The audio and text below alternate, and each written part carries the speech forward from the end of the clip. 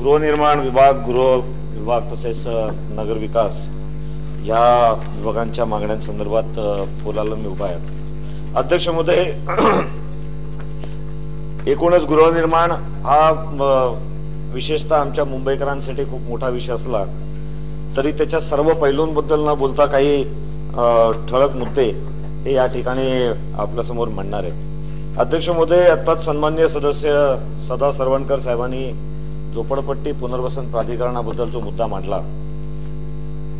आणि जी त्याची गंभीर अवस्था आहे त्याबद्दलची माहिती दिली, त्यांनी मांडलेले मुद्दे यांना रिपिटेशन न करता परंतु त्याच संदर्भामध्ये आणखीन काही माहिती ही आपल्या माध्यमातून सभागृहाला मी देऊ इच्छितो। अध्यक्ष महोदय, मुळात ही झोपडपट्टी पुनर्वसन प्राधिकरण गेल्या अनेक वर्षांमध्ये ह्या प्राधिकरणाचं नेमकं उपयोगिता ही कोणासाठी, हे प्राधिकरण झोपडपट्टीवासियांसाठी बनवलंय की हे प्राधिकरण त्या योजनांमध्ये कार्टेल करून काही ठराविक मोठ्या विकासकांसाठी बनवलं गेलेलं आहे की अधिकाऱ्यांना जे वाटेल ते करावं याच्यासाठी अधिकाऱ्यांसाठी दिलेलं आहे?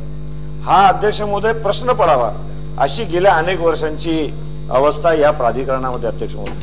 अध्यक्ष महोदय, हा विषय या ठिकाणी गंभीरतेने मांडत असताना मला भरपूर अपेक्षा आहेत सरकारकडून, कारण दोन्ही गृहनिर्माण मंत्री, कॅबिनेट मंत्री हे स्वतः अनेक वर्ष या सदनामध्ये अनुभवी आहेत, राज्यमंत्री सुद्धा अनुभवी आहेत, अनेक आमचे माननीय मुख्यमंत्री महोदय सुद्धा या विषयामध्ये अत्यंत गंभीर आहेत आणि त्यामुळे त्यांच्याकडनं अधिक अपेक्षा आहेत।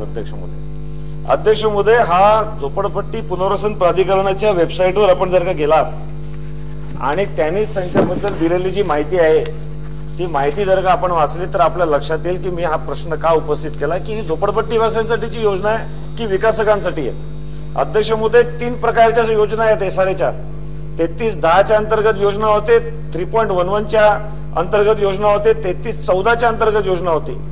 3.11 आणि 3314 या दोन्ही योजना विकासकांच्या माध्यमातून, विकासक ओरिएंटेड या योजना आहेत, त्या काही झोपडपट्टी ओरिएंटेड नाही आहेत, झोपडपट्टी वासियांनी स्थापन केलेल्या सोसायट्यांच्या या योजना नाही आहेत। अध्यक्ष महोदय, एकूण 1404 प्रकल्पांना एलओआय दिलेला आहे। 3310च्या 1233 प्रकल्पांना एलओआय दिलेला आहे। 3,36,000 घरं बांधायची होती, आता जेमतेम 85,000 घरांना ओसी दिलेली आहे। अध्यक्ष महोदय, मात्र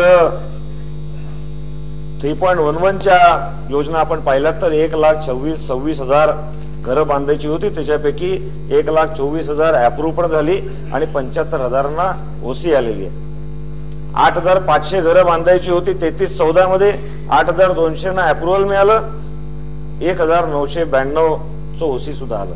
म्हणजे ज्या ठिकाणी विकासकाला अधिक इंटरेस्ट आहे त्या ठिकाणी लवकर कामं होतात। अध्यक्ष महोदय, हे मला आपल्या नजरेच्या निमित्ताने आणून देत आहे। अध्यक्ष महोदय, या सर्व गोष्टींची गंभीर नोंद माननीय मुख्यमंत्री महोदयांनी नुकतीच घेतली असं वर्तमानपत्रातून सुद्धा लक्षात आलं, अनेक योजनांच्या ठिकाणाहून सुद्धा लक्षात आलं। 114 प्रकल्पांमध्ये विकासकांना नोटीस सुद्धा दिली गेली, हे या निमित्ताने लक्षात आलेलं आहे आणि त्यामुळे शासन पावलं उचलते, परंतु ती कठोर पावलं उचलली जाण्याची आवश्यकता आहे।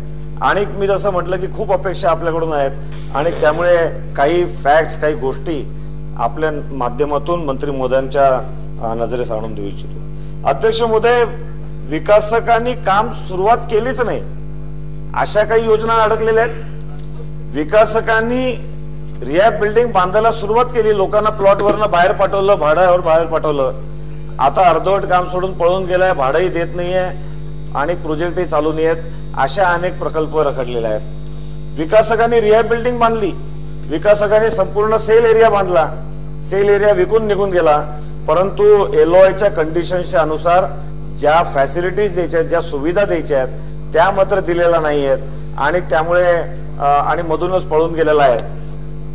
संपूर्ण प्रकल्प हस्तांतरित करून त्यांनी गेलं पाहिजे परंतु त्याच्या आधीच गेलेला आहे, अशा प्रकारची परिस्थिती आहे। अध्यक्ष महोदय, गेल्या अनेक वर्षांमध्ये ह्या अर्धवट राहिलेल्या प्रकल्पांमुळे, या गेल्या अनेक वर्षांच्या प्राधिकरणाने सुद्धा विकासकांना सूट देऊन टाकलेली असल्यामुळे हे आता एका विस्फोट होण्याच्या स्थितीकडे मुंबई शहर पोहोचलेलं आहे। शेकडोनी अशा योजना आहेत, हजारो लाखो नागरिक या अर्धवट सोडलेल्या प्रकल्पांमुळे हे आता अशा ठिकाणी येऊन पोहोचलेले आहेत की पूर्वीची झोपडच बरं होतं, या नवीन इमारतीमध्ये येऊन आपलं नुकसान झालंय अशी स्थिती आहे। अध्यक्ष महोदय, एक उदाहरण मी आपल्या समोर मांडीन, कारण ते सध्या ज्वलंत माझ्या मतदारसंघामध्ये चालू आहे, अशी 25 उदाहरणं मी सांगू शकेन। अध्यक्ष महोदय, कशी दुटप्पी भूमिका प्राधिकरणाकडून होते आहे। संभाजीनगरच्या रिहॅब बिल्डिंग मध्ये विकासकांनी सुविधा दिल्या नाहीत, निघून गेला, बिलं भरली नाहीत, आज लाखो रुपयांची बिलं पेंडिंग राहिलेली आहेत।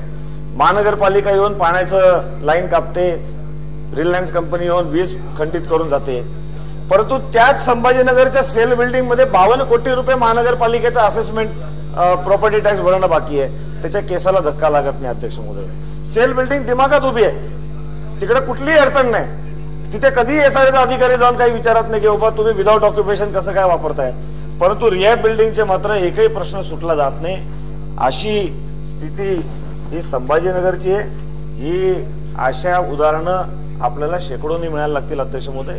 विशेषतः महानगरपालिकेने अलीकडेच 31 मार्चच्या पूर्वी सगळा बॅकलॉग भरून काढण्यासाठी ज्या ज्या ठिकाणी डिफॉल्टर्स आहेत त्या ठिकाणी पाणी खंडित करायला सुरुवात केलेली आहे आणि त्याच्यामुळे हा प्रश्न आणखीन गंभीर होऊन मुंबई शहरामध्ये उभा राहिलेला आहे। अध्यक्ष महोदय,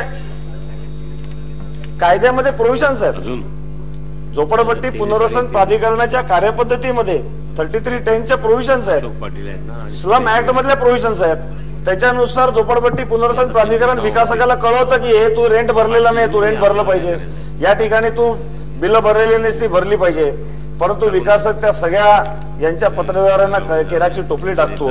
मला आश्चर्य वाटतं की एवढं प्रमुख प्राधिकरण असून सुद्धा विकासकाच्या समोर हतबल होऊन राहिलेलं प्राधिकरण आहे का, याचा कधीतरी सरकारने विचार करण्याची आवश्यकता आहे, याचं उत्तर आम्हाला देण्याची आवश्यकता आहे की एवढी हतबलता कशी काय आलेली आहे प्राधिकरणाला। एकही तुमचे आदेश विकासक पाळत नाहीत तर मग नागरिकांनी रहिवाशांनी तिथल्या जायचं कुठे, अशा पद्धतीचा प्रश्न आहे अध्यक्ष महोदय। आणि मी या माध्यमातून विनंती करेन, माननीय मुख्यमंत्री महोदयांनी मध्यंतरी प्राधिकरणामध्ये मीटिंग घेतली, मध्यंतरी प्राधिकरणाने सुद्धा अनेक विकासकांना नोटीस दिलेल्या आहेत, परंतु एक समिती नेमावी अध्यक्ष महोदय झोपडपट्टी पुनर्वसन प्राधिकरण या विषयामध्ये, आणि ती जर का समिती नेमली आणि रहिवाशांना त्यांचा आवाज, त्यांच्या मनातले प्रश्न हे मोकळेपणाने सांगायची एक प्लॅटफॉर्म जर का मिळाला तर यातल्या अनेक गोष्टी समोर येण्याची शक्यता आहे। आणि मी आपल्या माध्यमातून ही शासनाला विनंती करतो की अशा पद्धतीची एक आमदारांची समावेश असलेली समिती असावी आणि या सगळ्या प्रश्नांचा सखोलपणे अभ्यास हा करता येईल अध्यक्ष महोदय।